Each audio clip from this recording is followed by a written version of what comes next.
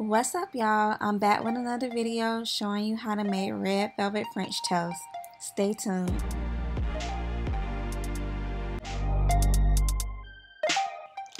So I started off with challah bread. I like using this kind more than a regular piece of bread because it's thicker, but you can use what you prefer. This is the size of the bread that I like to use, about like an inch thick. If you want yours a little bit thinner, just make thinner slices. But if you choose to use thinner slices, you may not need to bake it at the end. I'm just cutting up a couple strawberries for decoration for my French toast.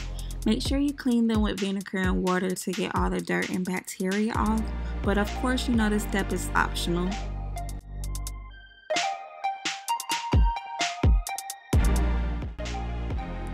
So I'm pouring in a cup of half and half, a teaspoon of cocoa powder, a teaspoon of cinnamon, a half a teaspoon of nutmeg, 1 tablespoon of vanilla extract, and I use 1 ounce of red food coloring. I only had a little bit left in this bottle, so I guess that's why I was squirting it out like that, but you guys can just open the top, it'll be so much easier. 3 eggs and a half a cup of powdered sugar. I use powdered sugar because it's easier to blend than regular sugar. And make sure that you blend it up really good because the cocoa will set at the bottom.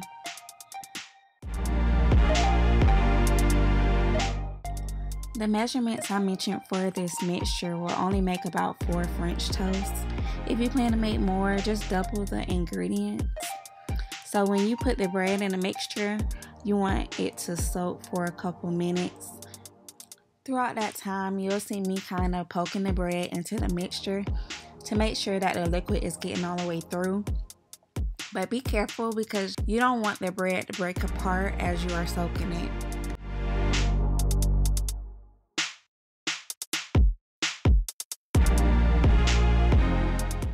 So after a couple minutes, I'm just gonna flip them and do the same thing. I forgot to mention that I'm using a fork to flip everything because I don't want to get anything on my hands. But if you do want to use your hands, just make sure you wear gloves so the red dye won't stain your hands.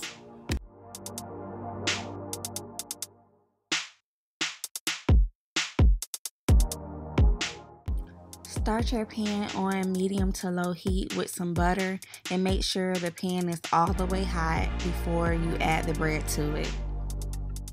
And when you add the bread to it, you're just gonna cook it until it gets brown on the other side. It should only take a couple minutes. At this point, I'm just checking on it to make sure it's not burning on the other side.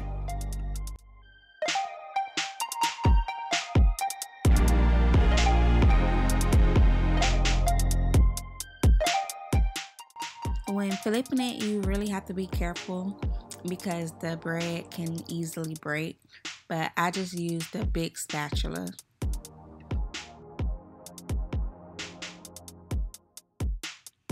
And don't be alarmed by the browning on the bread. That's just the cocoa powder. It's not burnt.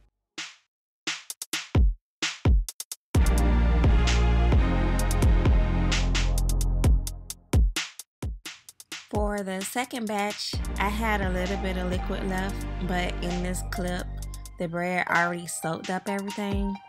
But basically, I just repeated the steps and made sure that the little bit of liquid that I did have is getting all the way through the bread.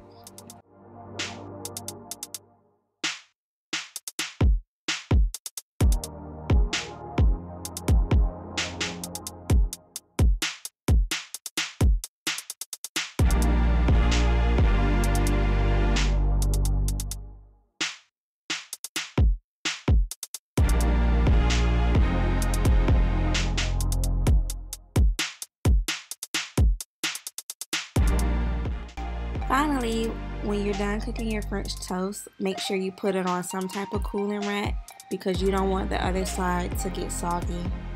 Since I'm not really a fan of gooey French toast in the middle, I placed it in the oven for 10 minutes at 350 degrees.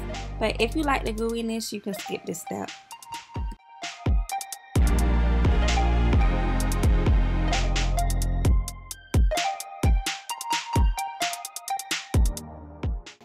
Here I am just showing y'all how I plate my red velvet French toast by adding the strawberries to the plate. I think it pairs really well with the red velvet flavor, along with the honey I drizzle on top and some more of the powdered sugar. And I eat honey with pretty much everything: my waffles, my pancakes, my French toast, biscuits. I love it.